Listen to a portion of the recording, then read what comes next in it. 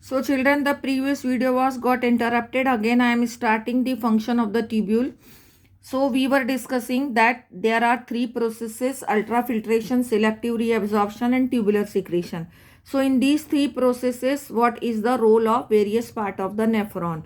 So this PCT is this part of the nephron which helps in the, as I was telling you, that sodium and potassium are actively absorbed by the PCT, chloride ions are passively absorbed, water is absorbed by the osmosis, bicarbonate are absorbed because they maintains the electrolyte balance, urea is absorbed by the process of diffusion passively, glucose and amino acid are absorbed actively. So here all these things are written here, that bicarbonate 90% are absorbed from PCT, sodium chloride 70% is absorbed. All these things are absorbed in the blood peritubular network.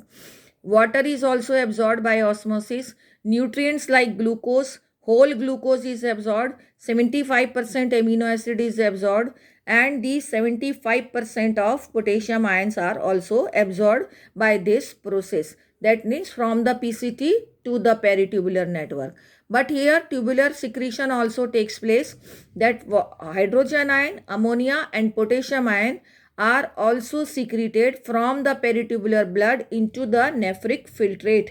So this is tubular secretion, and this is the active and passive and diffusion absorption into the peritubular network. Now the next is loop of Henle. This loop of Henle, this is the descending branch, it is the ascending branch. So descending branch is permeable for water, and why do the water is absorbed here by the process of osmosis in the interstitial fluid? Because in the interstitial fluid there is a hypertonic condition maintained by sodium ions and urea.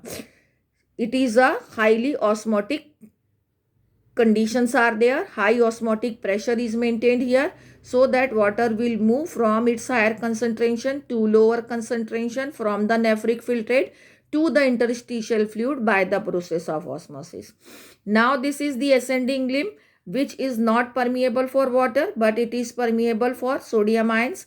It is permeable for potassium ions. So some of the sodium ions are absorbed by diffusion, that is about 30%. Potassium ions are 25%, and they are also being absorbed into the interstitial fluid. These are the interstitial fluid only by the process of diffusion only. Okay, and it is passively. Now it comes here. That is the function of loop of Henle we have already discussed, which is the same, it is written here. Now it comes the DCT. DCT is distal convoluted tubule. Here the absorption as well as selective tubular secretion both takes place. So you can see here the sodium ion is absorbed actively, water is absorbed by osmosis, and bicarbonate ions are also absorbed into the peritubular network. But here the tubular secretion, in place of sodium ion, the potassium ion are secreted into the nephric filtrate. Similarly, the hydrogen is also secreted into the nephric filtrate, and ammonia is also secreted into the nephric filtrate to maintain the ionic balance. Okay, this is the function of distal convoluted tubule. Here it is written conditional reabsorption. Conditional मतलब sodium absorb हो रहा है तो उसके बदले potassium वापस उसमें आ रहा है. तो DCT is capable of reabsorption of bicarbonate. I have shown you selective secretion of hydrogen and potassium, which is being shown here, hydrogen and potassium, and also ammonia, which was not written but I have written myself. You can also mention that. And sodium potassium balance in the blood will be maintained by this process. Now it comes the collecting duct.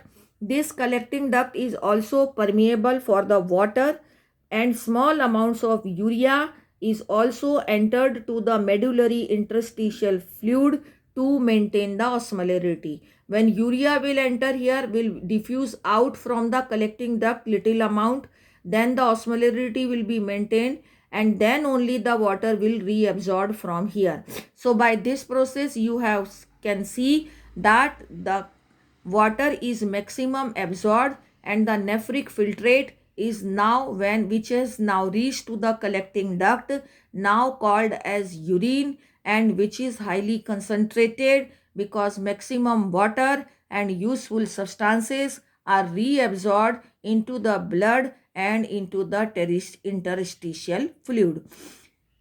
The nephric filtrate in the PCT is isotonic to the blood, means the concentration is equal to the blood. But here when it has entered to the descending limb, the water has reabsorbed, so it has got concentrated. That means it has become hypertonic, and once these ions will again reabsorb from the nephric filtrate into the interstitial fluid, it will again become hypotonic. But again when it will reach to the collecting duct, again the water is reabsorbed into the interstitial fluid, so again it will become hypertonic.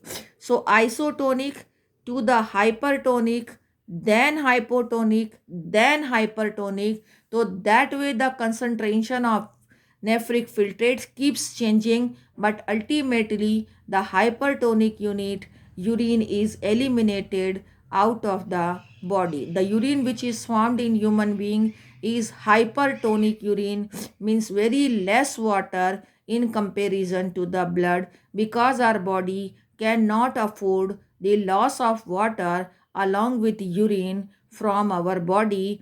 Our kidney is designed in such a way to absorb maximum water in the blood, and very less water is eliminated from our body and from our kidney. Thank you.